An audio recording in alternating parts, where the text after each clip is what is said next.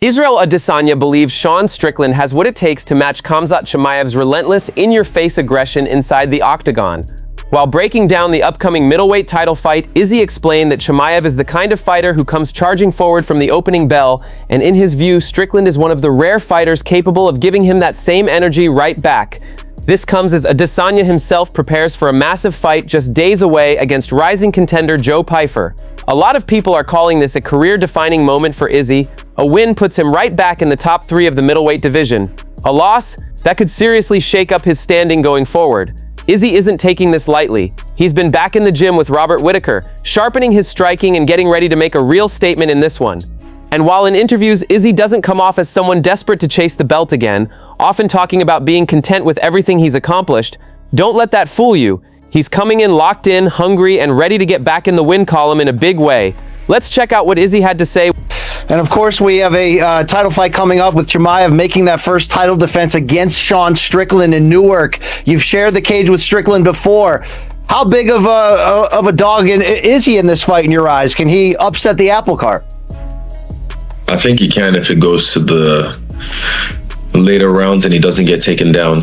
But again, Chimaev is a bat out of hell. He's a guy that comes aggressively straight away, and Strickland can match that probably, but we'll see. And they've trained together, so this is probably something that happened in the gym that we are not privy to. So yeah, that'll be interesting, but I look forward to watching it and reacting to it on YouTube. Islam Makhachev's manager, Ali Abdelaziz, just dropped some major news in a recent interview with TMZ Sports, and there's a lot to unpack here. First up, the Islam situation. A few days ago, Michael Morales posted on Instagram claiming he had signed a contract to fight Islam for the welterweight title. At the time, it wasn't official, but Ali has now confirmed it. Islam will headline a UFC welterweight title fight this July. He didn't name the opponent directly, but at this point it's pretty obvious. It's Morales, just like he hinted. What's interesting is that Ali also revealed the UFC actually offered Islam this exact fight back in January, but Islam had to turn it down at that time.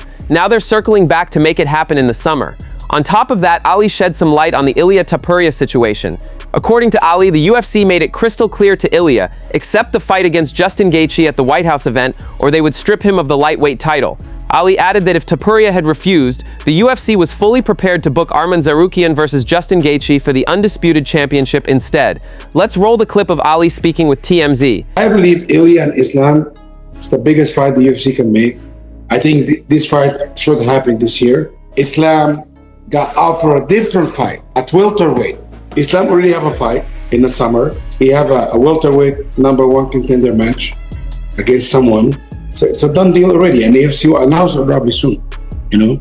But it was, if Islam would have took the fight, probably Ilia would not be on the card. And one of the things too, Ilia, if he didn't take the Justin fight, it might be got vacated, and Justin fought with Arman Tsarukyan too. It was a lot of conversation, and it's happened in the middle of the night, and a lot of people put work into this, you know. At my part, I was ready. My guys was ready to fight. It was good to go. Justin Gaethje took me 5 minutes to make a deal for him. It just seemed if Ilia did not take the fight, he was gonna fight Arman Tsarukyan for the undisputed title. This is what I was being told by the UFC. Alex Pereira just posted a video of himself getting knocked out by Israel Adesanya and used it to send a personal message to Izzy ahead of his fight this Saturday. Here's what Pereira wrote. Saturday is fight night once again. Much respect to Israel Adesanya. We've shared the octagon in moments that became part of my journey. That loss taught me a lot. It pushed me to evolve not only as a fighter, but as a man. I grew, matured, and used it as fuel to reach a higher level in this sport and in life. Regardless of any rivalry, I know what it means to step in there. The years of work, the pressure, the sacrifice. That's why I wish you a great fight. Go in focused and show your best. We keep evolving. See you at the top. Chama. Respect from Pereira. That's a classy move heading into fight weekend. Francis Ngannou absolutely went in on Dana White and the UFC for how they've been handling Jon Jones' pay situation. In a recent interview, Francis said flat out, if there is anyone in this sport who deserves a massive payday, it's Jon Jones. He went as far as saying the UFC doesn't just owe Jones money for the fights, they owe him for everything he's brought to the sport. The fame, the mainstream attention, the popularity, all of it. And even though Francis and Jon have some history between them, Ngannou made it clear that doesn't take away from the respect he has for what Jones has accomplished. But here's the bigger point Ngannou was making. If the UFC is lowballing one of the greatest fighters of all time, someone universally recognized as the GOAT, then imagine what the average fighter on the roster is dealing with. This throws even more fuel on the fighter pay debate, especially with Jon Jones recently requesting his release from his UFC contract after negotiations for the White House card completely broke down. Let's hear Francis speak on it. You think Jon Jones is right in this case? Does he deserve more than that, more than they were offering? Of course, Jon Jones deserves that. What are you talking about? Jon Jones been in this organization for how long?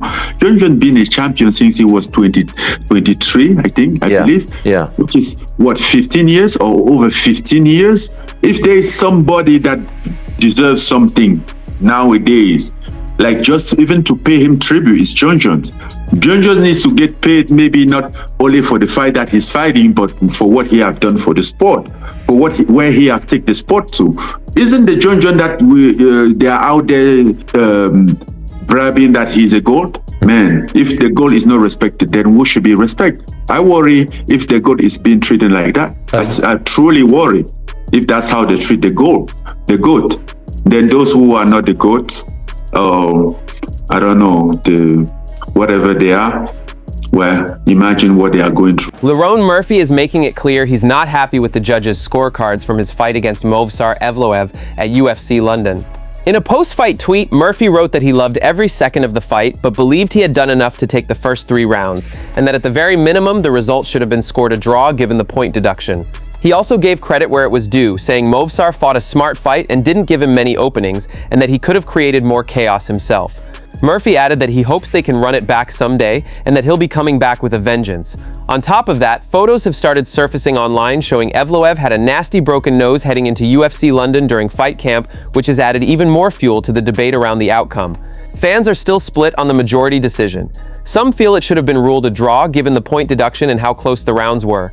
Others believe Evloev clearly did more damage overall with his wrestling, his control time, and his ground and pound.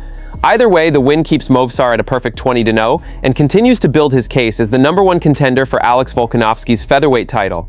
The champ himself admitted he was pleasantly surprised by Evloev's performance, specifically how well he was willing to stand and trade with Murphy instead of just relying on his wrestling. Volk called it impressive and gave fair play to Movsar for going 20-0. And when asked about the title picture, Alex made it pretty clear he thinks Movsar is next.